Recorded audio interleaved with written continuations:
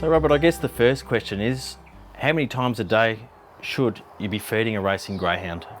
Look, I feed once a day with a snack at night. So I feed mornings, probably about 9:30 in the morning, and then I give them just a snack at night, whether it be a dog biscuit or a bun or something like that. Now, that doesn't mean you can't feed them twice a day.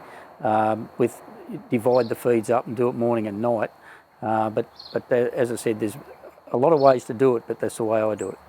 And male greyhounds are generally bigger than female greyhounds. Do you vary their diet in terms of quantity? Yes, the meat component of the meal, the dogs we give about 600 grams, the bitches about 500, but that can vary as well. You've got to know your own dog, and I have individual dogs that I actually give a bitch feed to, and then you get another one that may work a lot harder, and then you've got to just adjust your feed accordingly.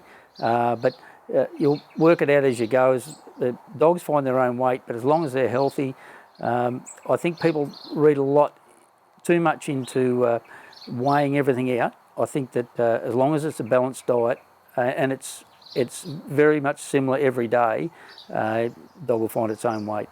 Now you've mentioned the meat, and it's a little bit of a controversial subject. Can you go into why it is controversial and what's your preference for meat and why? Well, if you go back a few years, Andrew, nearly everyone's fed knackery meat. Good quality knackery meat, and there was nothing wrong with it. Unfortunately, with the swabbing procedures nowadays and how refined they've got, there can be contamination through positive swabs through the meat. So you've got to look for a clean meat. So I would say that anyone that feeds knackery meat these days, they're taking a huge risk. Personally, myself, I feed 50-50 kangaroo and chicken, and again, for the males around about 600 and the females about 500. But that doesn't mean good quality beef is just as good, and other people may feed a complete dry food. And again, we find it, being old timers, we find it difficult to go onto a premium dry food, but I'd say that'll be a trend in the future. So when you say premium dry food, what does that mean?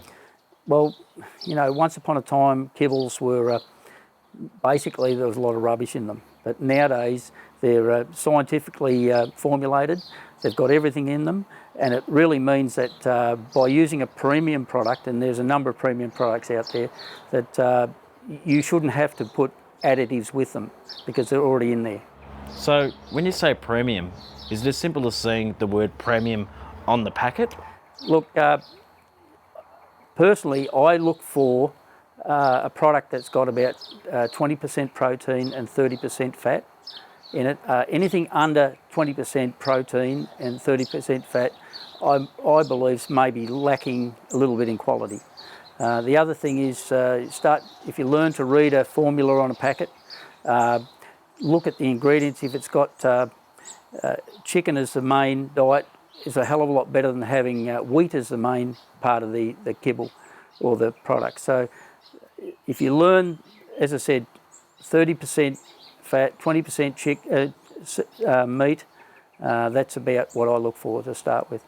So how much kibble do you actually give a greyhound? Again, it's about a cup. This is, again, if I'm using my diet with the meat, kibble and 2 slices of brown bread, it's usually about a cup and just slightly under a cup for females. Again, if you're feeding a premium product solely, it's around about 3 cups for dogs and 2.5 cups for bitches. Just an interesting side on that. Some time ago, one of the leading pet food people came to me and asked me to feed 6 dogs for 6 months on pure premium food with water. Each week, the leading vet came out and tested those dogs. They monitored the performance. We found that there was very little change or no change in their performance or looks. So it proved to me that you can actually feed a premium food only, which would make life a lot easier. So why haven't you reverted to that? Because I'm an old timer and it's very hard to break old habits.